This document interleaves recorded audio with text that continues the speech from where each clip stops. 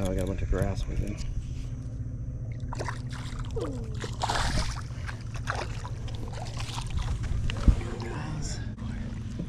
Here we go, guys. That's our first little Ozark Rig fish. What's up, you guys, and welcome back to the channel. I have a new exciting rig I want to talk to you about, the Ozark Rig. Now, I did a little, I bought these about a month ago, and I told you I was going to talk about them. We're going to check in this. We're going to do a deep dive on this bait, this rig, and we got a chance to get out and fish them a couple times. So I want to talk to you about when to use them, where to use them, how to rig them, some of the maybe the drawbacks of them, why they aren't probably going to be an everyday for me, and then what to use them on, or what I've been using them on. So first of all, if you haven't seen them, here's what they look like. It's a big kind of piece, and that goes under your bait. This is a 3/16, and they're made out of lead, so you got quite a bit of material going on there. That's the 3/8, and that's the 3/16. A little smaller hook as well.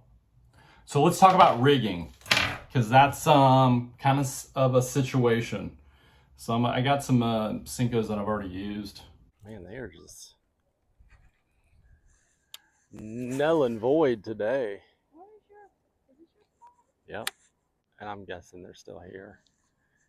They're just not biting. Ooh, there's something. There he goes.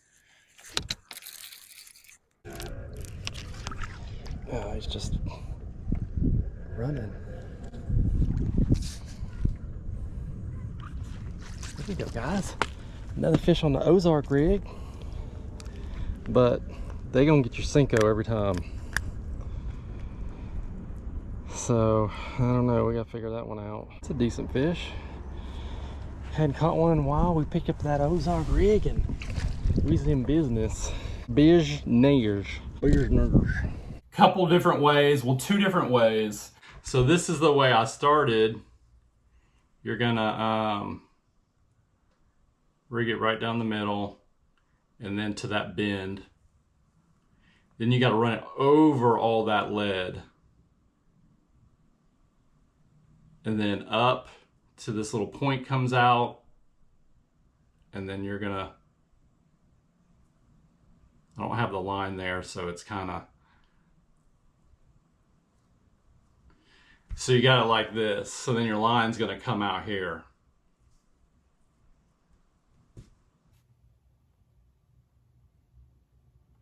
Now what I found is as soon as you hook a fish, that runs up the line, and then you lose your bait because you got this weight pulling. And it's kind of like a regular Texas rig. I mean, you're going to have that happen, but that Texas rig weight kind of keeps some pressure on that bait, where this is just kind of flying around. So what I like to do better is, and you got to be careful what you're doing here. If I want this part down, then I got to hook it on the top. And you're just going to come here. And I only leave a little bit of meat on the top. And then you run that through, up, over. Yeah, it's kind of difficult without the line. And then that'll sit there, and then you're gonna rig it like that. And what that does is your line's here, it kind of keeps that pin down. And I actually used less Senkos when I did that. This really worked. It didn't mess up the worm as much running it through the core. Now the Senkos are pretty stiff, so they can take some of that. But this is also, I never used it on the 3/8, but like a big worm, they're a lot softer. And it kind of corded out pretty good, and it dangled it up. The other thing is you don't want to leave a lot of meat up here, because once you do that, it's just hard to keep the bait straight. And let's see if I can let's say you do that, and then you got it hooked. if your line will be here, and I can show you on a line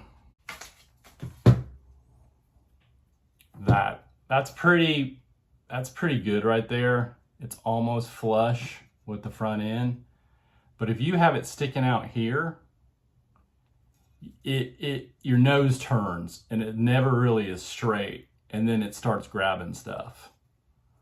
And which is one of the major issues with it that I've kind of found, is that you got your line up here, you're pulling it through, you got all this grass that can kind of wedge in here. So your line's through here, you're pulling it through, and you got stuff kind of getting caught in there. So if you keep it less like that, where this nose can turn, and more even like that, it's a better situation. And eelgrass is kind of the worst, or floating grass. If there's floating grass in the water, that's what you tend to get. Now, hydrilla, it's okay. As long as you're flush, it's been okay. Now, also creature bait.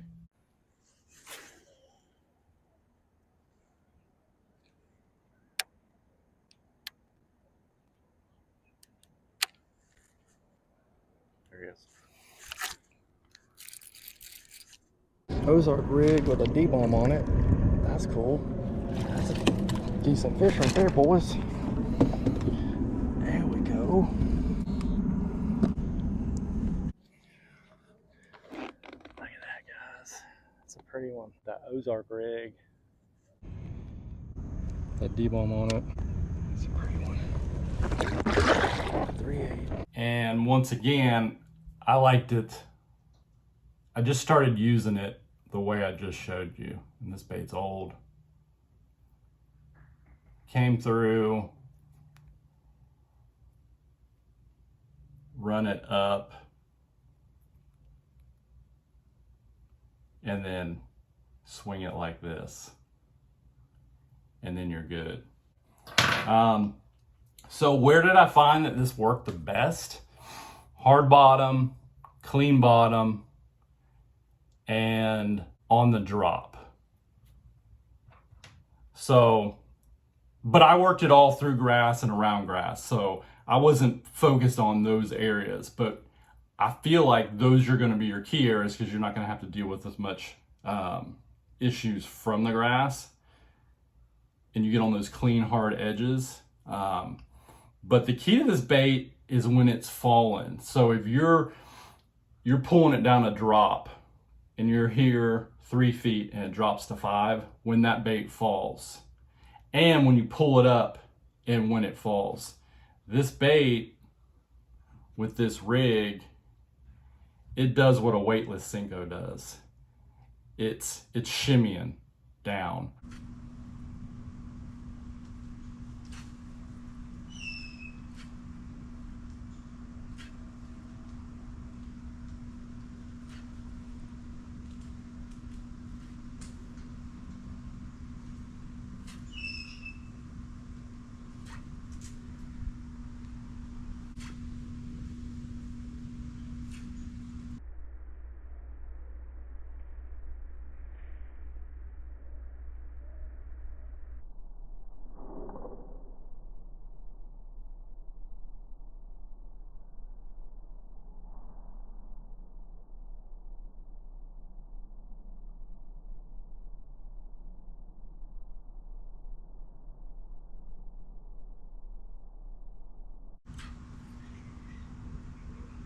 Whereas your Texas rig is just going to come down.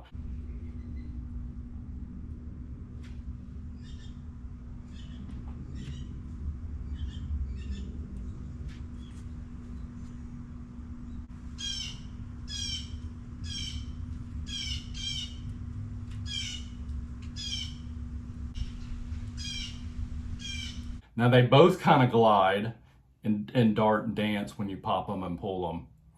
But this one has the shimmy with this bait. So hard bottom, grass edges, in grass. I mean, I worked it because it's going to stay on top a lot of times and pull through. but the bait moving and falling is where it shines.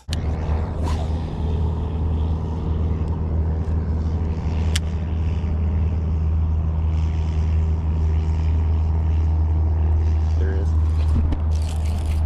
Hit it on the fall. That's a good one.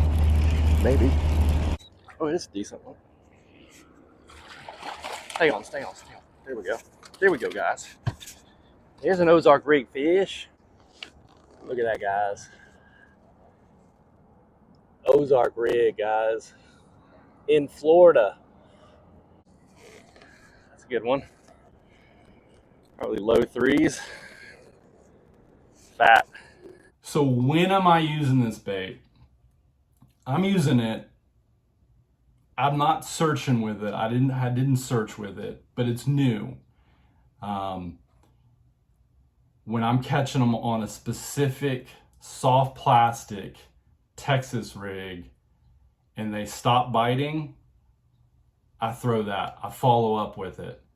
And I've gotten bites when I couldn't get them on the Texas rig. So those finicky bass, those smart bass, sometimes those bigger bass that won't just hit the Texas rig. There he is.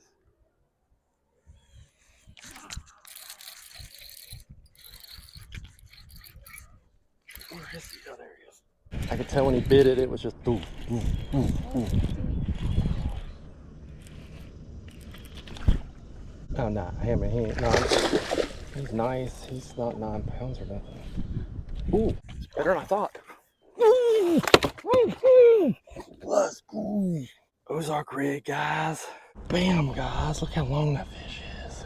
Let's go. Biggest one today on the Ozark Rig.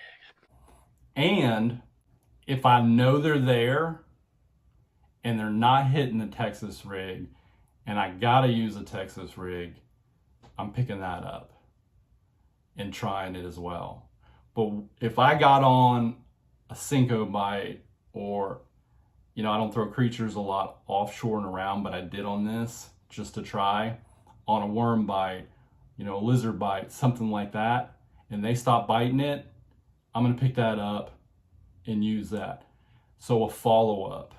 And then if I know they're there, they're not biting, the school's been beat up, I'm starting with that and I'm gonna fish it. So what I've been throwing it on, 7-1 medium heavy with an 8-to-1 gear ratio reel, 20-pound fluorocarbon, because that's typically my worm setup unless it's tough. And that 3/16 is the one I've been using. Now, if I'm catching them on a heavier weight, I'm gonna go with that heavier one as my follow-up. Ideally, I think I'll go to 15 on this because it's almost like a finessey kind of bait. When I've gone to a lake where they should be hitting Texas rig stuff and they're not, I've used this and I caught them. So I'm not really ready to anoint this as the Florida rig yet, but it's definitely something I'm gonna have tied up on my boat, ready to go if I'm fishing bottom baits. And what I noticed after I started changing that rigging, like I said, is that I got 4, 5 fish off one Cinco once you get it right versus 1, 2 Texas rigging it. If you got any question, guys, please reach out and let me know. I appreciate you guys watching. Hit that like, hit that subscribe, and we will see you next time on B Mass Fishing. We out.